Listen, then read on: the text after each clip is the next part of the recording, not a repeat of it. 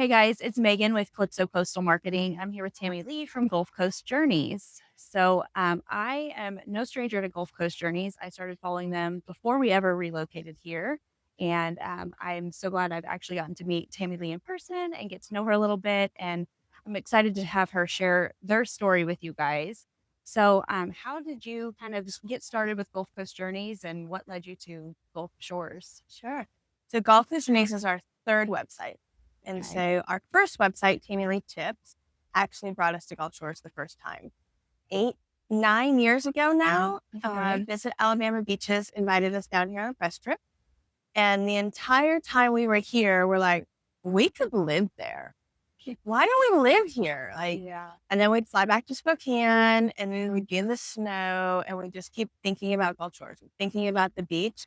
And so every time we worked with Alabama Beaches, it was just this reminder of how much we loved the area. And so about 3, 4 years ago, there was 4 feet of snow in Spokane and it was -35 with wind chill. And my husband and I looked at each other and we're like, maybe we should just see what the housing market looks like. We'll just see. It'll be a good excuse to go to the beach in like January, February. And then we were down here and we're like, we really need to live here. And so by July of that year, we had moved 6 cats in our SUV and slept in the car for 3 nights and got to our house. Yeah. And Gulf Coast Journey started during the moving process as we were coming down and really just acclimating to the area. I knew if I put all of that content on Tammilee Tips, people would be like, why are you in Alabama so much? Yeah. And I wanted a reason to get out and explore a new area, to be able to see what's out there and share what it's like moving across country to live here. And so we started Gulf Coast Journeys, and it has just grown exponentially and become my favorite Yeah. fun event. That's very similar to our move story. We started vacationing here in 2019 and then just came more and more. And the last year we were vacationing was 2024. And we scheduled 3 week long trips, all 6 to 8 weeks apart, right in the middle. It started in spring and ended in early fall. And then we had all winter in Missouri. And so we talked about moving. We it was always when my husband retires from his job and my job can kind of move with us if needed, but he just turned 40 this year, so it's like that was nowhere. That was not coming up soon. Moving here is learning to adapt to the rhythm of the area that's so different than Yes. anywhere else. You're like living in a coastal town where people spring break, Mhm. they snowbird, they Yeah. summer, there's this different ebb and flow of life. And then Mhm. that ebb and flow with business too, because you have to quickly learn one, when you don't like Sunday mornings are not the time to try to get anything done Yeah. because everybody's leaving their condos, Mhm. and how that adapts your business and how that adapts your day Yeah. based on that rhythm and flow of tourism. Mhm. Yeah, the other thing I think is very interesting is there's still like the morning and afternoon, like everyone's getting off at 4 or 5, everyone's going into work at 8 or 9, and then the school School traffic, traffic. like a normal town or city would have. But then you also have like, oh, it's 10 a.m. and everyone's headed to the beach during certain times of the year. Yep. And so I tell people when they come to visit now, like, we're getting up and we're going to the beach early. Be ready for it because I'm not getting stuck in the traffic, which we don't go to the public beach typically. We try to go out on the outskirts a little more, but we got stuck. Um, we were headed to the public beach by the hangout. We turned. Um, I had my husband turn left instead of right, Mhm. and I forgot there's more of a stretch this way where there's no parking. And I was like, it's fine. Just swing around the light. We'll go back. 45 minutes. We went down 2 lights and it took 45 minutes to get back to where we started. And I was Yep. like, at this point, let's just leave the truck, abandon it, and we're walking to like, we did end up parking, but we were so over it. We wasted 45 minutes of each day driving. Yeah. And so I'm like, yeah, I don't do that now. It's Oh, definitely learning that ebb and flow. And like holidays, last year we didn't even think about the fact that it was Memorial Day. mhm. We ran out to Panera to get breakfast, and the breakfast was fantastic. And then it took us an hour and 45 minutes to Yeah. get back to Gulf Shores because of traffic. You know, Yeah. everybody leaving their condos to head home. And we just blanked on it. You Yeah. know, I knew it was hard, but I just blanked on the traffic and that, you know, having to like ebb and flow with like, you know, there are only two ways on and off the island right now. And there's that balance of maintaining the small town, big beach thought process Yeah.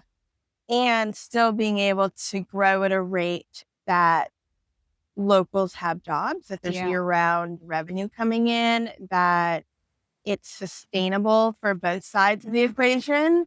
And I feel like that's such a interesting dynamic right now Yeah. between business growth, population growth, all the different things that are happening. How do you balance that small town beach coastal charm with the growth that every place is seeing? Yeah. And I think it'll be fascinating over the next 3, 5, 7 years to see how the city adapts, how it changes, how it grows. I mean, we got 4 new ice cream places in the Yeah. span of 6 weeks. Yeah. And we have some great new restaurants coming. But, you know, what does that look like long term to sustain why people want to live here with why people want to vacation here Yeah. with year round sustainability? We've talked about before, like of running your own business is that you have to adapt on the fly so much. And Yeah. um, if my husband was sick yesterday, we did a couple hours at the Foley ER, making sure he was okay. Yeah. And then when we went to Gulf Shores Pharmacy, who's so amazing, all of a sudden I realized there's a brush fire on the corner. And with all of his journeys, you know, I feel some responsibility to let people know that 59's closed, that there's Yeah. traffic. You know, I don't want both locals and visitors like what's happening. And they're coming to us as a resource and I haven't done anything. So Yeah. my poor husband just out of the ER, sitting in the car, and I'm like, okay, can you survive 20 minutes? Are you like, how are you feeling? And he's like, I'm fine. And they had given him some really nice Yeah. um, cocktail of IVs. So he was fine. He's better today. But, you know, I'm parking him and then going to the street corner to shoot a video Yeah. because they're closing Fort Morgan Road to the Walmart and down to 59. And I know because I'm seeing the messages like, how do I get to my condo? How do I get? So Yeah. I'm shooting a video while my husband's very chill in the car, thinking I have to get him in the house. And it's that balance of like, Yeah. especially when your business has partly social media and keeping people updated or making sure Yes. your house is with concierge service, Mhm. that ebb and flow and adaption of like, I got to do this Yeah. now, you know, and Ugh. I probably, you know, like if I would have taken my husband home, I don't know that I could have gotten back to get the video. Yes. And so, you know, I shot a video. I was horribly sick on Thanksgiving with that lovely bug that was going around, but I was on the beach for Thanksgiving morning getting the video because I Yeah. know that that's part of my process. And thankfully, I had enough energy to go out and get the video, get what I needed to do, and then go home and take a nap for 4 hours. Yeah. But that running your small business and rolling with life as it comes on a Yeah. daily basis is always such an interesting maneuver. Yeah. It's just crazy to me. Like I would not want to go back and work for anyone else. But there are days where I'm like, it would be easier just to clock in, do my job, clock out, and not think about anything. But I I'm not wired that way long term. So I like I can do it for a year or two and then I'm like, I need out of here. Same. So I don't know if I can make it a year now. We've yeah. been, yeah, I left my corporate job probably 18, 19 years ago now when Uh-huh. I started the first website. And I don't think I'm safe in a corporate job anymore Yeah. because I have lost all corporate filter. Yeah. And I don't think I could, I don't know. I mean, I could do it if I needed to do it financially or for some other reason. But with the adaptation of like Yeah. somebody else's schedule and water cooler talk and all the drama, like, Yeah. There are times I'm working when any normal human would not be working. Yeah. But there are times when I'm on the beach when everyone else is clocking in at work. And so the trade off is there. It's just reminding myself, like, okay, you are working right now because you went to the beach on, Monday in the middle of the morning. So, yeah, it's the other thing is with my marketing business, my schedule is much more my own Mhm. because I don't do a lot of client meetings. Like typically have just a meeting if they're doing full management. We'll meet once a month, kind of set what the tone for the month, Mhm. and we may meet another time if there's someone who just likes a little more hands on. But most, once they've worked with me a while, are good with that. And the concierge business is much more. So I'm meeting with clients Yep. to go over what they need. I'm also dealing with my concierge team to make sure that if they're the ones handling the job, they know what is needed and what, making sure the whole checklist is in there for them. And then also we do grocery delivery and we do like a little bit of like decorating for Mhm. special occasions. So if your condo owner doesn't mind and you want balloons for a birthday or whatever. And so now we have the layer of dealing with guests somewhat, and so it's very much high more high touch than the marketing, which is kind of funny. You would think marketing would be high touch, but there's that Right. computer barrier Yep. there where I, if something goes wrong, I have to solve it on the fly and deal with whoever might be upset about it. I don't love that aspect, but I'm getting more comfortable with being very uncomfortable in that spot. I think that's running a business Yeah. is, just when you think you're comfortable, something comes up and you're like, "Oh, today I'm doing something new. Hmm, Yeah. okay. Well, here we go." The willingness to just say, "Yeah, I can do that," and then figure out how to do it as Yeah. you're doing it. I've been that way since I would say at least since I was a teenager, probably younger, but as far as I can remember, teenager. And I got myself into like doing things that were terrifying. Like I hate public speaking. And there were multiple times I ended up public speaking and I'm like, how did I get here? What did I say yes to that led me to this? And I would like stand up there with my hand shaking. I still hate public speaking, but now I can somewhat do it. I'm the opposite. I love public speaking. I don't like the 10 minutes beforehand Yeah. when I'm like, "Here we go." But once I'm on stage, I don't know what comes over me, Oh, but I absolutely love it. I cannot tell you a single thing I've said on stage, yeah. and I never go back and watch the videos because Yeah. I just don't wanna know. Yes. But I've had the privilege of keynoting a couple travel writing conferences and different events, and I just love it. Like that Yeah. ability to just hopefully uplift and inspire and encourage people to push for their dreams and to know while it's hard, the end result can be so worthy Yeah. makes me so happy. But that few minutes before I have to be on stage and I'm Yeah. like, here we go. Don't know what I'm gonna say, but I'm gonna say Yeah. something. Have you seen the book from So Shonda Rhimes, The Year of Yes? I haven't read it, but It is so good. And I read it on a plane a few years ago, and I was like, huh. And then I started forcing myself, and yeah. that really, led me into saying yes to some things that I probably would have wavered on because I was Mhm. like, I don't know if I'm ready for that. And I would have let my own internal fear stop me from saying Yeah. yes. And I find myself falling back on that book of you got asked for a reason, do it. And I just saw somebody on TikTok who's trying to get 1,000 no's.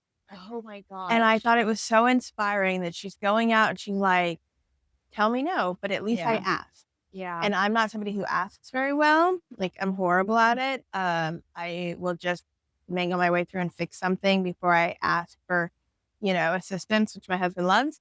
Um, but she's actively going for 1,000 Yeah. no's. And now she's getting these yeses that are life changing. She's like, I went for the no. So Yeah. when I get the yes, it just feels even bigger. Yeah. And I was like, wow, that's unbelievable. Yeah. And I'm trying 50 new things before I turn 50 in August, which is one of my ways of like pushing myself past that Mhm. fear. But now I'm like, huh, should I go for the nose? Yeah. Do I just start putting it out there and seeing? And it feels so, even at 49 and like pretty established in my business, it still feels so out of body and like, Yeah. to be asked, Yeah. because it just, we're taught not to ask.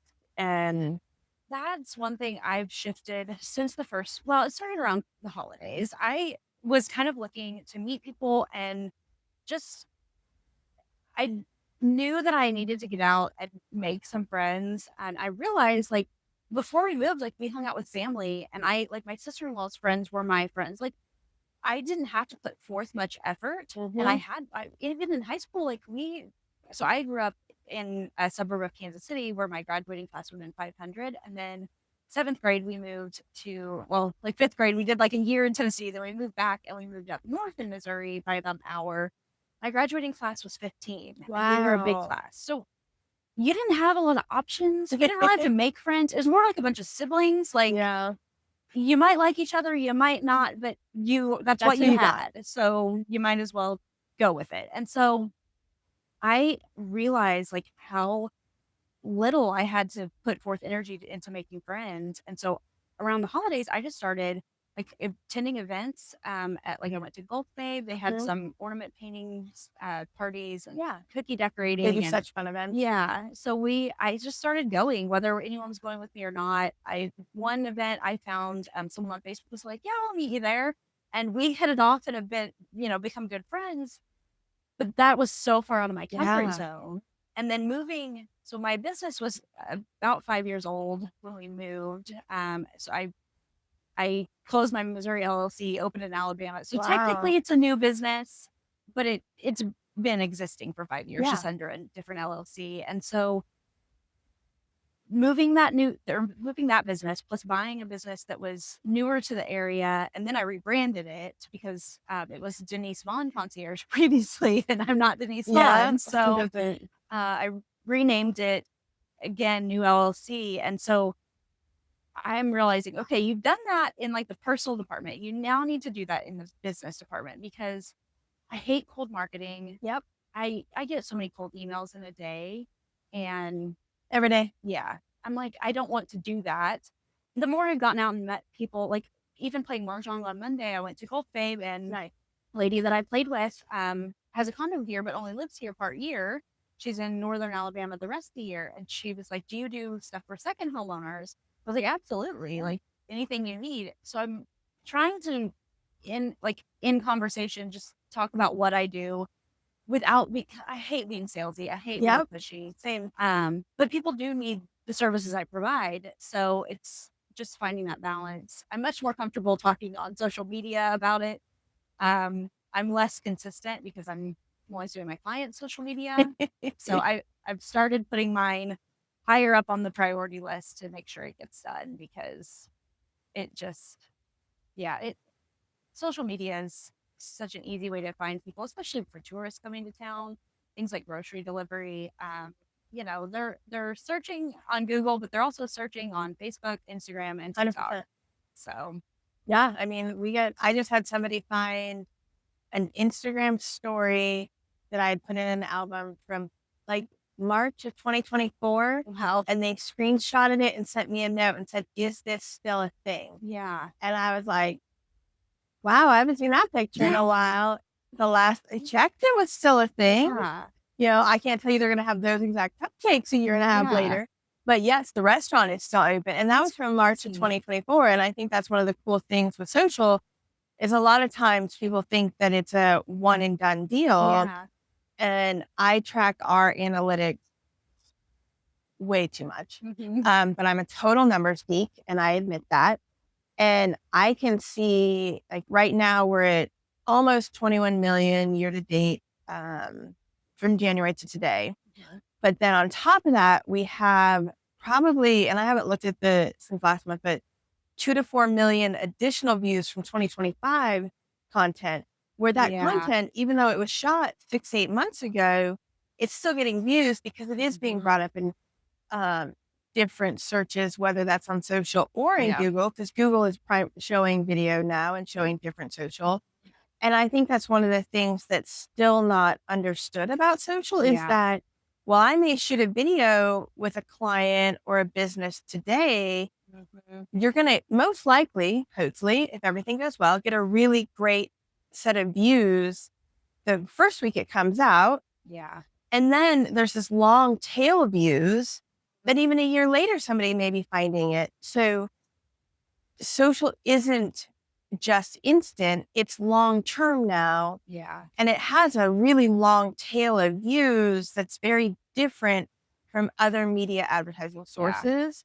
And I think that's one of the things that's still slightly misunderstood about social Mhm. marketing is that while there is hopefully some form of small, medium, or large viral moment that gets you instant, you know, people in the door, you also have a longer term Yeah. of people coming, it's not gone, Yeah. you know. Especially TikTok. That their algorithm is kind of a mess right now. And I Yeah. keep getting shown these videos that when you click and actually look at the comments and see the dates these comments were left, I'm like, these are January, February Yep. videos that you're just showing me as if they're new.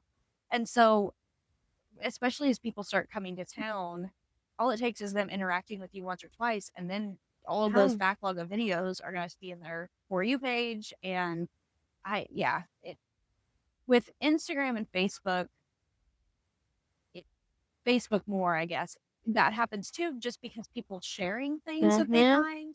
Instagram is kind of like it's my least favorite at the It has moment. its own It has been for a it has while. its own Yeah. process.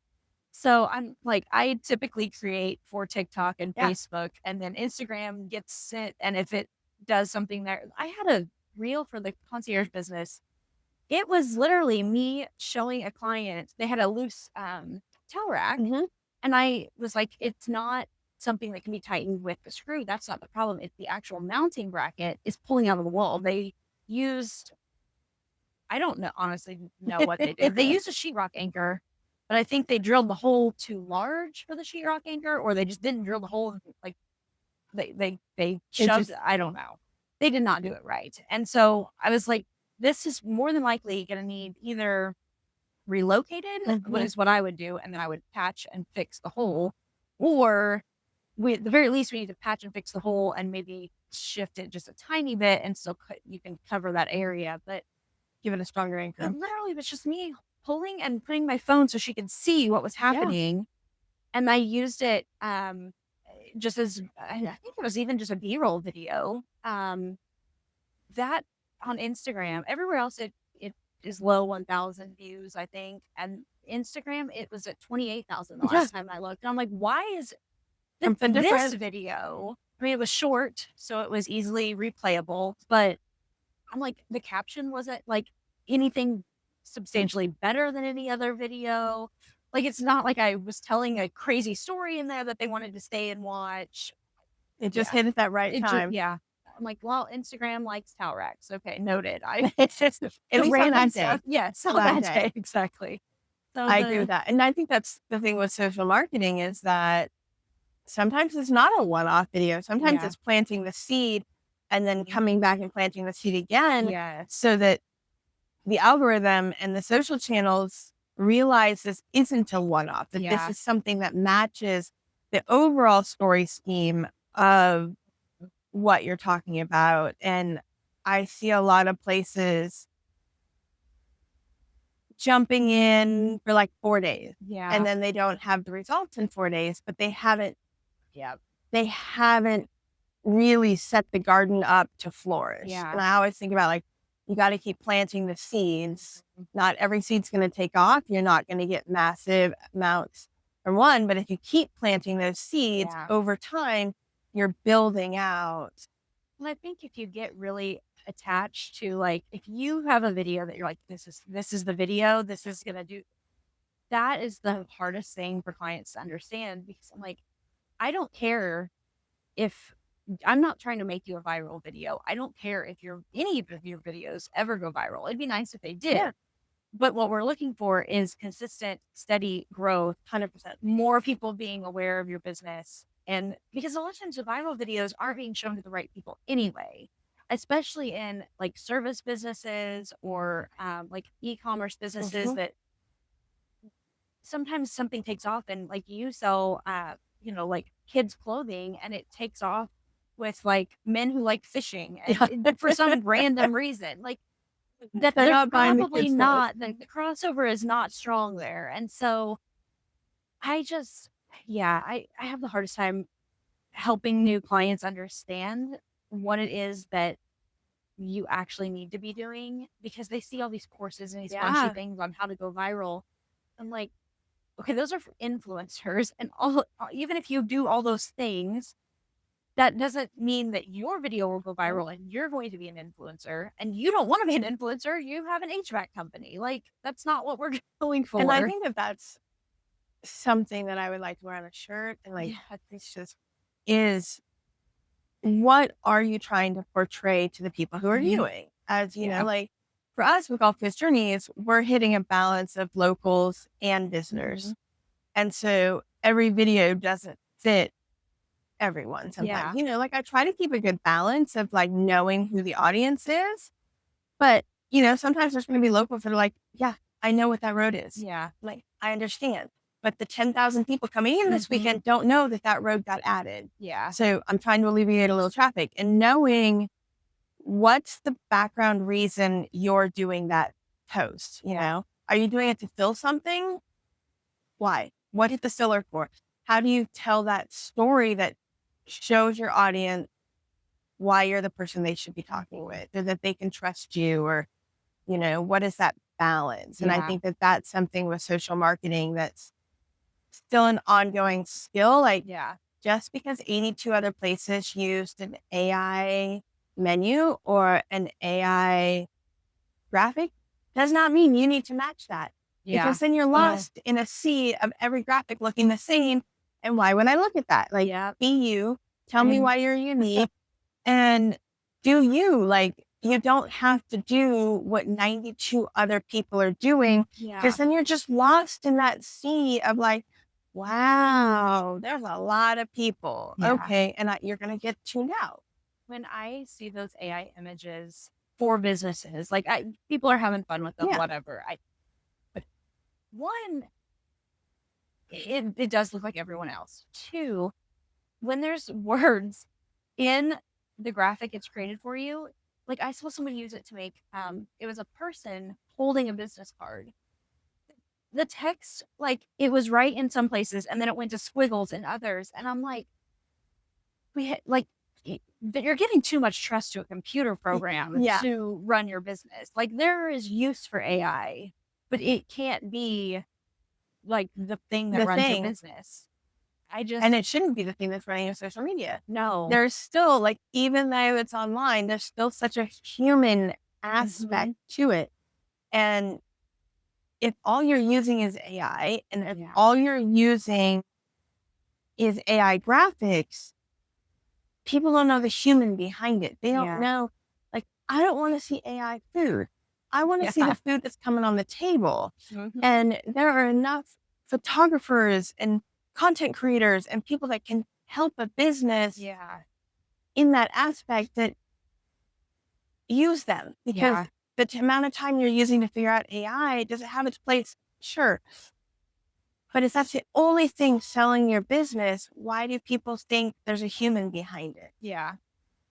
And I think too, there's like an age group that all of a sudden has gotten very interested in Yeah. AI, but it's not appealing to anyone else outside of that demographic. And you're turning away so many people who, like, especially here with tourist businesses, they want to see, like, why should I go to your ice cream Yep. shop and not the one down the road? Like, what is different? If you all have AI graphics and your captions were written by AI and not proofed by a human, Seriously. I I can pinpoint them so well at this point, because I'm like, that phrase has been used 1,000 times and no human uses it ever. You can use AI for captions, but you have to teach it to talk like Yep. you. And people are just using it like it's a calculator. They're just punching in, 1 plus 1 and hoping to get two, and it's giving them like, I think the same thing with like social marketing. It's really easy to trust when somebody says they're amazing, mhm, because they're really good at selling that they're amazing. yeah, But what are they giving you behind the scenes? Do they have analytics? Do they know your analytics? Like, yeah, this is your business. When you're hiring a social marketing team or you're hiring somebody to come in, make sure they meet your mission, vision, and values. Make sure the numbers they're giving you can be backed up. Do yeah, they have a report for you that has data that you can track? Not yes, hidden data, not surprise data, but actual numbers that you can go back and see that ROI.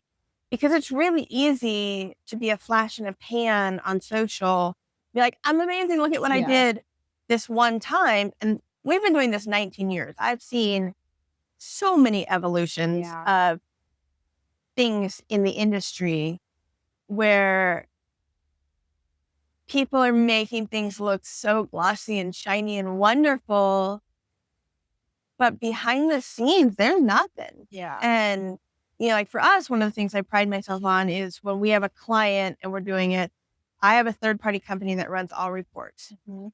And so I'm not compiling those numbers. The third Yep. party company is compiling the numbers. I can send you a PDF that continually updates. You have a URL that you can click on and see data tracking for Mhm. engagement and things like that. And it's not, like I'm inputting some of the things, but I'm not generating the numbers. And I think that's so important because it's really easy, as you Yeah. know, to make things look glittery and shiny and Yeah. amazing. But the poor business is spending their hard earned money. Mhm. They're doing all this work to make money, and then they get sold a marketing package that does nothing. Well, and Or, so many people all of a sudden, like, I think people are they know how to do their own social media, and they're like, I could do this for businesses, and they decide that they're in marketing, and so they're offering these solutions that aren't really solutions. solutions, and they don't have the experience to back it up and to know what they're doing Yeah. past like hitting posts. And I I've worked with a lot of different people over the years, like doing white labeling or collaborating in different ways. And you see who lasts and you see who tries this out for a year and then is like, yeah, I'm going to go try something And then they else. just disappear. And Yeah. yeah, doing the research, I think, of like what actual marketing experience does somebody have? Mhm. What actual tools do they have in their toolbox of Yeah. knowledge, of equipment, of programs? Like saying you can create a website versus being a tech person who understands HTML is two different things. Like Yeah. I pay a tech company. We've had websites for 19 years. Yeah. I'm really good at breaking websites. I am not good at fixing the things that Yeah. I break. And I know that. And I pay them a lot of money to fix what I end up breaking at Yeah. midnight when I shouldn't be playing with my back end of the website, but I am. And so I just hope, wish that as social media marketing evolves and as things continue, that small businesses, local businesses really understand taking the time to do the research to make Yeah. sure that when you bring somebody in, whether that's a content creator or a marketing person, it's really Yeah. both sides, that what you're being sold is actuality. Mhm. Because even within content creation, there's a lot of people that'll say they're amazing. Yeah. Where did those numbers come from? Yeah. Yeah. And it's very easy to see, like, it's easy to talk to someone and sell to someone who doesn't have an understanding of marketing or social media, especially, and say, well, this is what I did for this business. And it's like, okay, but what was happening around the time for that business?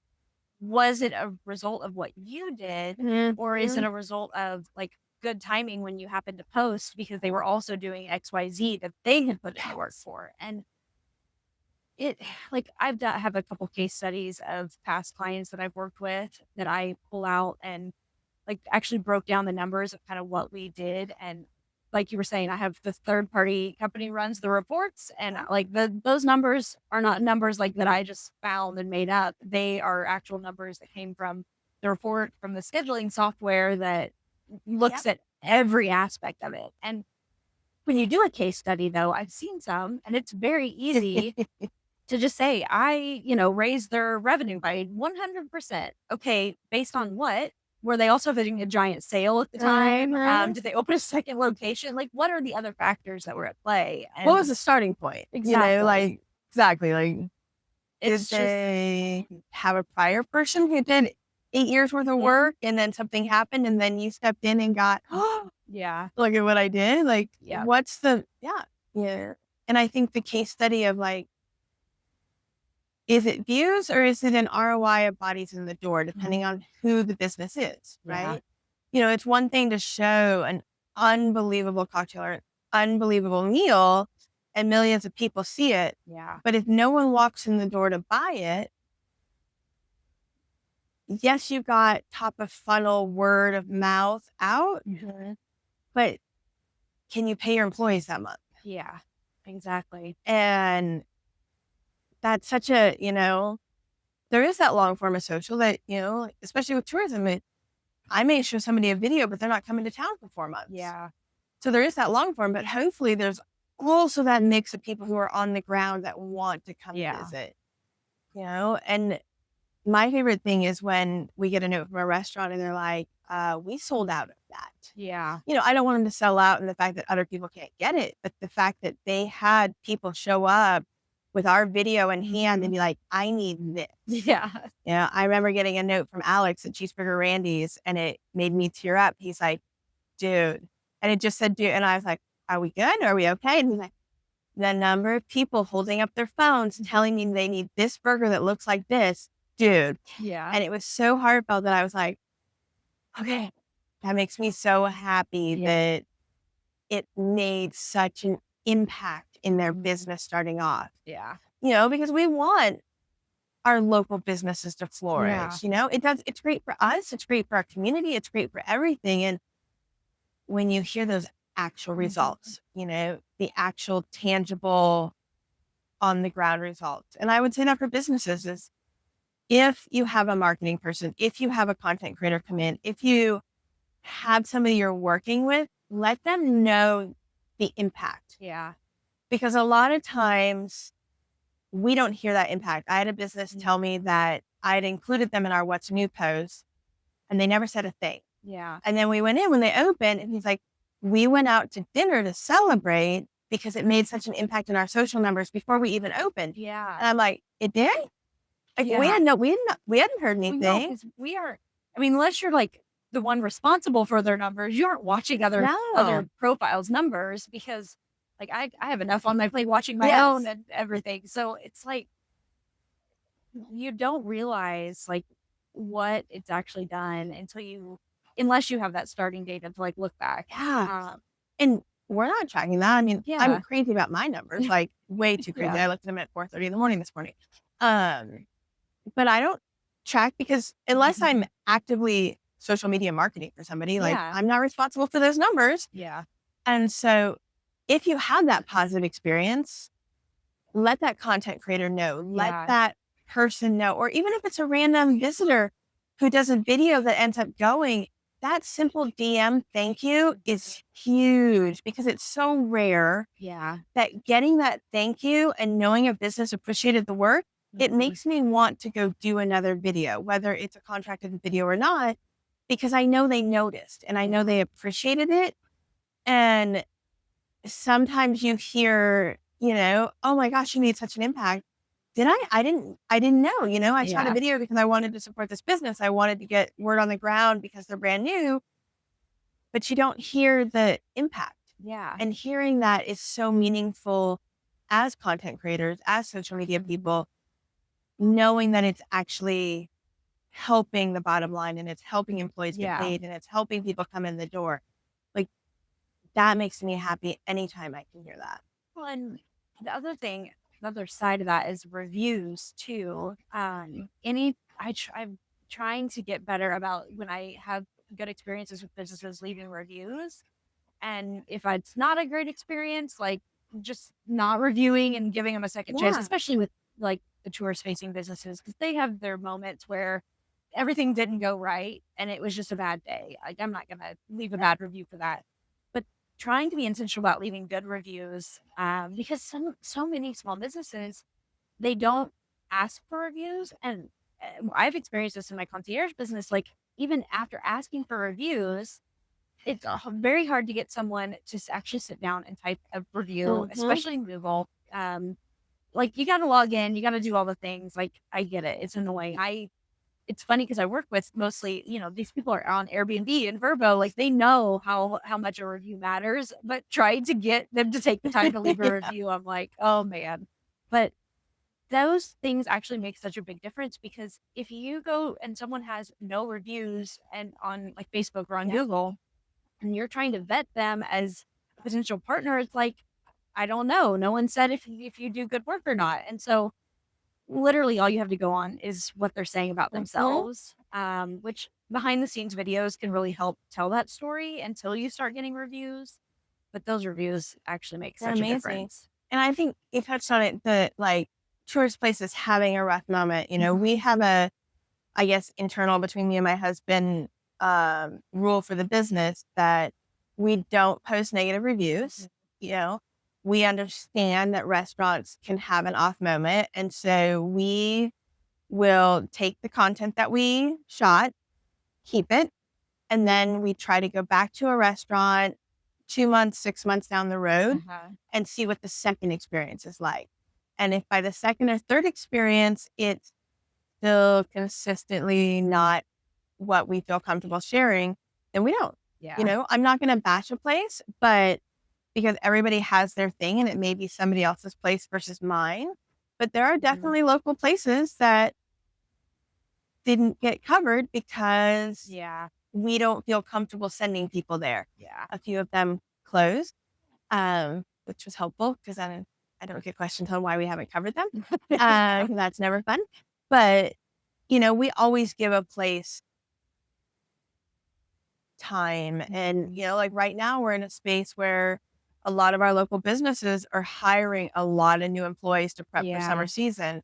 So they're in full training mode, and that could go great. It could be sideways. And Yeah. so having that grace of like, okay, well, maybe by June, Yeah. the systems will be in place. But right now, like if you're coming into Gulf Shores and Orange Beach, April, May, that's full Yeah. training season for summer season. And Yeah. systems may not be locked down.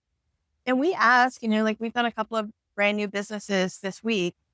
And if I meet the owner, I always ask, like, are you prepared for me to put this video out today? Are your systems in place? Yeah. Because we've put videos out on a couple of new places and they didn't have systems in place. And those reviews came in that first 48 hours that it was a long wait, that they didn't have anything. And people, there wasn't that awareness Yeah. of this is the first 72 hours that they're open. And so we really try to balance when we put that video out, letting them know, like, if I can, if I've met the owner or if I have interaction with them on social, like, I'm planning to put this video out. I can't guarantee what it's going to do, but do you have systems in place? Are you ready if people show up on the doorstep? Yeah. Yeah, that's tough because you want to help new businesses, but yeah, people don't realize new businesses like the training wheels are still fully Yeah. on and need to be until they figure They things may still have out. the brake on. They may not even be moving Yes, forward. They're, exactly. they're just trying to sit on the bike. Yeah. Yeah. Oh my goodness. Yeah.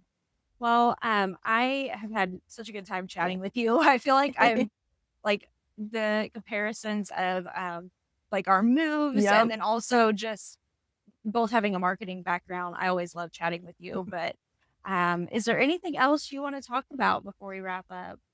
Yeah, I think it's just really like if I could give business owners advice when it comes to working with content creators and social marketing is to do your research, Mhm. ask people who have worked with the people, trust your gut, and make sure there's the data to back up what you're being sold because you're Mhm. putting your money into it and you work so hard to make your money. And also, like when you work with content creators and it goes great, let them know.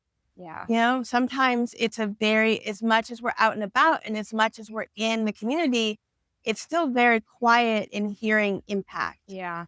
And there's something truly amazing in hearing and getting those own reviews. Like, Mhm. we've had some unbelievable partners that wrote me LinkedIn reviews and different things like that, which helps my business. Yeah. And having that review and having that trust is unbelievable because we're out, you know, doing it every day. And this Mhm. is our full time job, running the 3 different websites. And so having those reviews for us and having that word of mouth of the Yeah. impact we made is massive. And I'm sure it's the same way for the Yeah. concierge service, the social media marketing. We're all in this together in a way. We're all a community. We're all trying to run our businesses. And so the more we support each other and help each other rise, I think the better off it is for everyone. Yeah. Well, thank you so much. Again, like I've enjoyed this. I can't wait to get this episode out.